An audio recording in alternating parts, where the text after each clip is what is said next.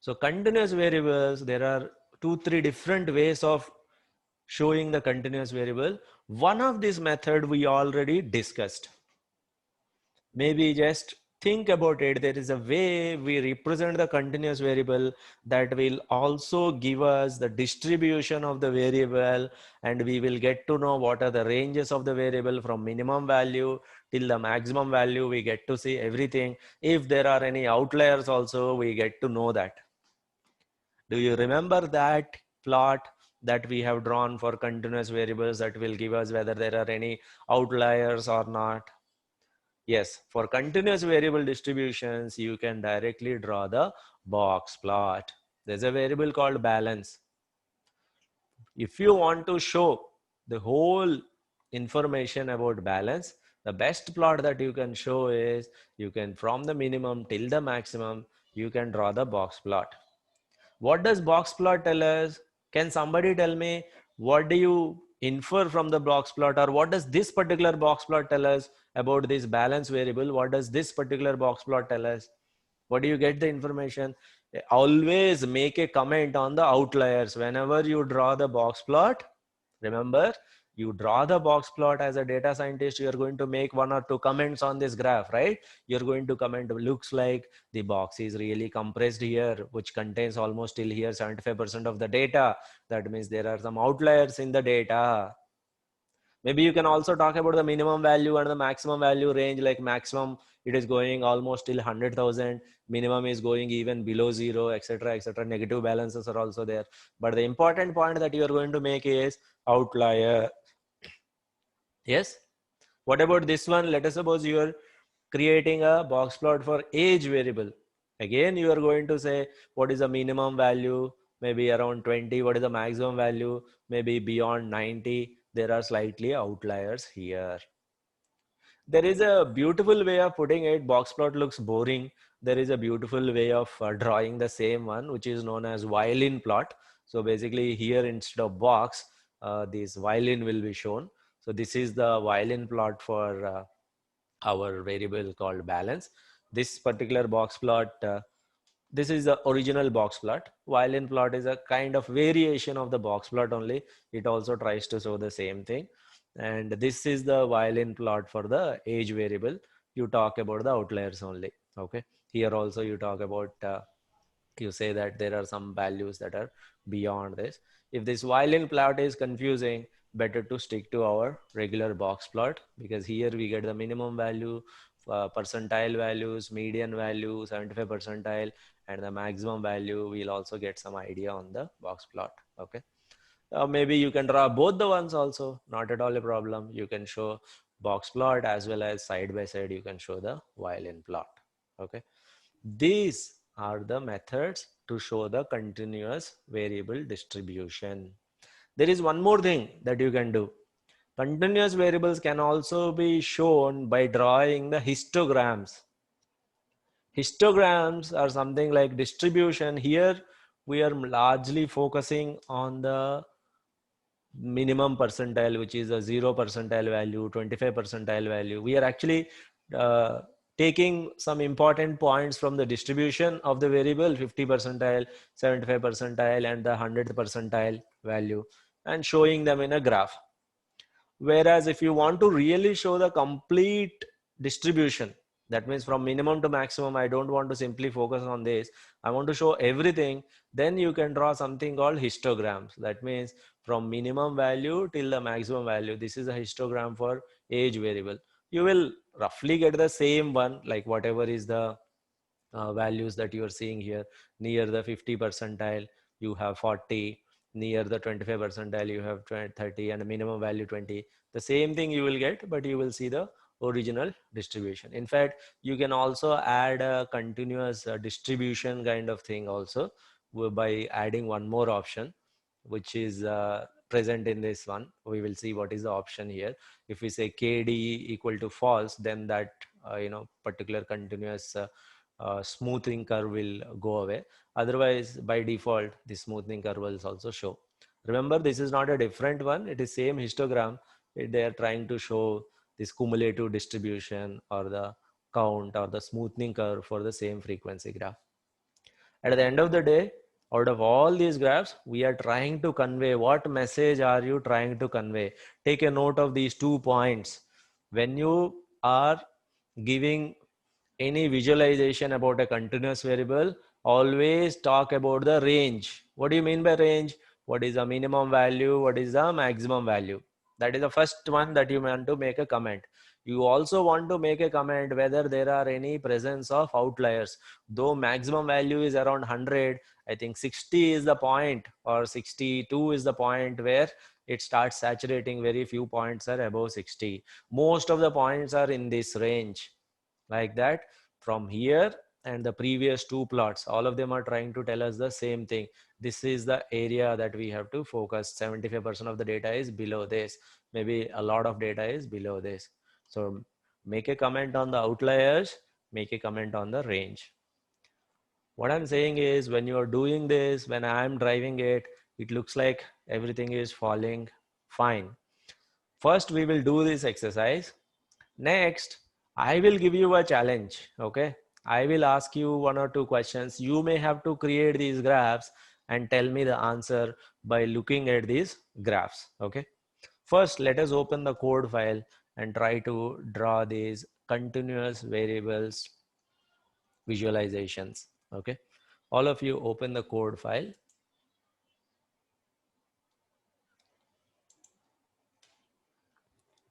So first, get this data set. This is bank telemarketing data. This data set has been hosted on GitHub. You can directly download it from GitHub itself. This is the bank marketing data. Here is the head of the data. Here looks like there is only 1 column. The problem here is with the delimiter is not comma, it is semicolon. That's why everything is right into 1 column. So while reading it carefully, we have to correct it. Separator is not comma, though it says CSV file comma separator, but there is a special separator here. Separator is semicolon. When I correct it as semicolon, then you will get to see the original number of columns, which is 17. Now, when you see the head of the data, you will see all the columns properly laid out, and this is the information. Okay.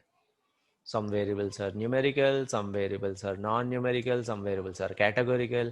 We'll try to go through all the variables, okay, one by one. As of now, let us focus on continuous variables. Balance is one of the variable, which is bank balance. So let us draw a box plot for the balance, which we have seen. There are outliers. Box plot for age variable. This is the one. In fact, these suggested outliers that you see, if you want to get rid of those suggested outliers, you can actually push that range. So internally, they are using some kind of range, whisker range or something. We can modify that range and remove it, but you can ignore that as well. Always consider the maximum value as the actual box plot. Violin plots are exactly like box plots, a different way of representation, trying to show the distribution, like around 50, how many points are there, around the width they are trying to show rather than a simple box. But In the violin, what is how to find out the maximum and the minimum? Maximum minimum is easy. Outliers will be difficult. Maximum is the max point, this one. Okay. So around this one and this one. But the difficult point would be like the way we have outliers here, okay, 75, 25 and all that, like the way we have in box plot. Those will be difficult in violin. Maybe along with violin, we may have to put describe also. Then looking at the describe values where you will get percentiles, and violin would might make sense. Yeah. Some places where there are sure short outliers like this balance one, violin also shows like this. Otherwise it may not be that easy. So just a box plot different version, but in terms of clarity, box plot is much more clear. Sir, in the age violin, Yeah. uh, how will explain this this chart? So this chart is explained like this. So we have to say the maximum number of data points are around this one, wherever you see the largest width. The Okay. maximum number of data points, maybe let us suppose this is 35 or 36. Let us suppose that is 35. So you will say maximum number of points are around 35. There are some points around 40. There are some points like slowly by 60, most of the population is done. Okay. Yes. Beyond 60 also there are some people, but very less number of people are there. So this width tells you the count of people taking that particular value. If you come to this one 20, there are only very few people. As it increases, slowly it goes up, then you will get 30, 40 and all that. Okay. So here also outlier is there, right? Yeah, for sure. So So if we are seeing outliers in box plot, since this data is same data, you will make a conclusion that there are outliers here as well. okay, sir. Yeah, yeah. Yeah. So this width is the one that will tell us the count of people which are falling in that particular range. Maybe one comment we can make is the width is really high around this range. Maybe we will say maybe 30 to 40 is the range where a lot of customers or the lot of data points are around lying around. Clear? Or maybe your violin plot along with the histogram might complete the whole story. If you see the histogram of age, as we discussed, 30 to 40 is the people where there are a lot of count, isn't it? Which is also visible in the violin plot. So this along with histogram might give you the complete information, 30 to 40 range, or where exactly is this? Yeah, this is the one, 30 to 40, where a lot of clouds are there. And how do you create a histogram? You take the overall range from minimum value to maximum value, cut it into 10 bins and count how many customers or how many items are there in each of the bin, in each of the bucket, how many items are there. So basically there are some values that are starting from 18. Simply they might have cut it into 10 bins. So 0 to 20, very few numbers are there. 20 to 30 somewhat. 30 to 40 maximum number of range. You can see that, right? 30 to 40. 40 to 50 somewhat lesser. 50 to 60 lesser. 60 to 70, 70 to 80, 90 very less. The same thing is re-represented in this one. The same thing is again represented using percentiles and all that in this one. So all these three methods are for the same type of variable, which are continuous variables. Any questions on this? Will you be able to look at this graph and make a comment that what is the maximum value, what is the minimum value? Are there any outliers present in the data? Will you be able to look at these graphs? 20 to 30 to 40, there's a maximum. Maximum frequency is there from 30 to 40, and then beyond 60, very few number of people are there. Correct. Yes. Yeah. But at the end of the day, you think from the reader point of view or the person who is looking at these graphs, the point that you want to convey, is it coming out of this graph or not? That we need to answer. If the point is not coming out, maybe we have to give more backup with some more data or more graphs, or we may have to add a table just beside it, or we may have to add maybe 1 or 2 lines we have to overlay just to make sure that the point that we are conveying is going out or appearing in this chart. But sir, how will get to know the outliers in the histogram? We have to look at the, like, if you want to know 100%, then you have to look at the box plot. Okay.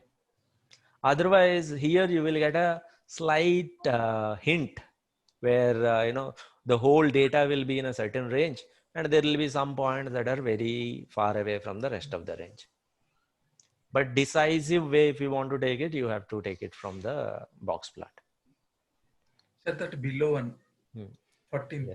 Yes. So what does it mean, sir? It is... Try to give it a first shot. I'll explain you this. There are 2-3 comments that you have to make. The first comment is, what are the minimum values? What are the maximum values? That is the first comment. Yes. So you will be making a comment on the minimum value, maximum value. Can somebody make the next comment? Are there any outliers in this data? Yes, sir. It's a very easy one, isn't it?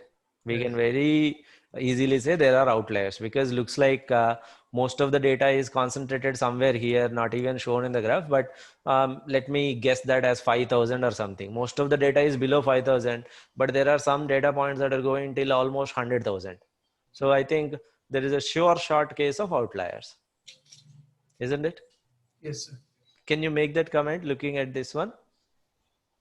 So basically this is that graph where you see that you will make a comment saying that most of the data is below this number. Maybe looking at the percentiles and all that, we will get to know maybe this is something like 5,000.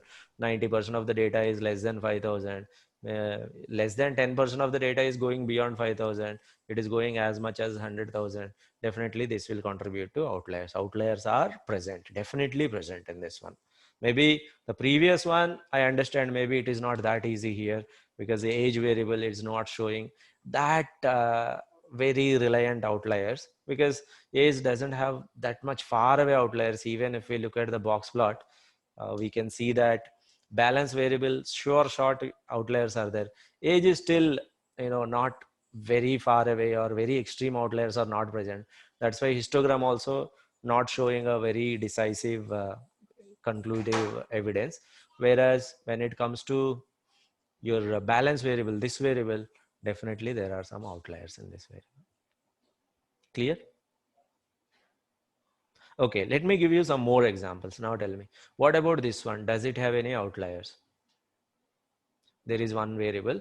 This variable name is previous. Okay, this previous takes from somewhere around 0 to 250. All of you need to tell me, previous, does it have outliers? Perfect. All of you are saying yes, yes. What Yes. about this one? P days. P days, minimum value is 0, maximum value is 800. P days, does it have outliers? Now this is age variable. Compared to this, does it have extreme outliers, or it does have outliers but not as extreme as this one? Not extreme outliers. Not extreme outliers, but it does have some portion of outliers, isn't it? Not extreme, not very extreme. That's right. Okay. So let us do these first. Then I'll give you one more example. There, I'll give you one more chance whether you can do it on your own or not. These are some of the examples that I have shown. What you can do is, if you want to automate this quickly, if you want to do it on, on every variable, what you can do is you will write this particular code where you get all the D types in integer or float. Basically, you will get all the numerical columns and then draw the histogram for them. This is known as list comprehension. You know how it works? You want to get all the numerical columns. Call for column in bank columns if it is in these two types. Let me explain how list comprehension works. This we may use multiple times. So in a list comprehension, you write result here, result, condition 1 space, condition 2 space, condition 3. You keep on writing the conditions. So here my result is I want to get the column name. Okay. What is the condition 1? For all columns, for column in the column names, that means df dot columns or anything, that is condition number 1 for me. So for every column I want to get the column name, but this will give me every column name. What is my condition number 2? Tell me. I want to get only numerical columns. That means space, I have to put the condition number 2 if column is in numerical format. So that is how I'm writing. Let me explain that once again. Result is the column name for column in columns. All of you, have you understood this first condition? Quickly confirm that to me. For column in bank data columns. This, what will this fetch me? If I write only this much of the code, can you guess what will be the result if I write only this much of the code? All the columns will be printed. Perfect. What is my second condition? If the If it is column, if the column D type is either numeric or float. Okay. If this is the second condition, if the column type is either this or this, then I want it to be printed. Apparently the numerical columns are age, balance, day, duration, campaign, P days, previous. For all of them, I want to draw the chart. So this will be the numerical columns If you print the numerical columns, you will get this result. Now, here is the for loop that will run on all the columns. Look at this plot figure, that is a usual one. For column in numerical columns, that means column 1, column 2, like age, balance and all that. SNS is the package. Seaborn, the package name is Seaborn. This is a dedicated visualization package. Matplotlib is also a good package. Seaborn is also a good package. But I found a lot of people are using Seaborn. It has slightly advanced, very cool visualizations are there. So Matplotlib along with Seaborn is what I suggest to you. So Seaborn, distplot, basically for histogram drawing. Histogram is also known as distribution. Yeah. And then you take the column, whichever column you want to draw the histogram. And this is the title, column name histogram, and then plot.show. So this will go through all the columns one by one, give you the result. All of you execute till here. Then I'll introduce a new data set to you. Then I'll ask you questions that are related to this numerical column. Then we'll proceed further. Okay, go ahead.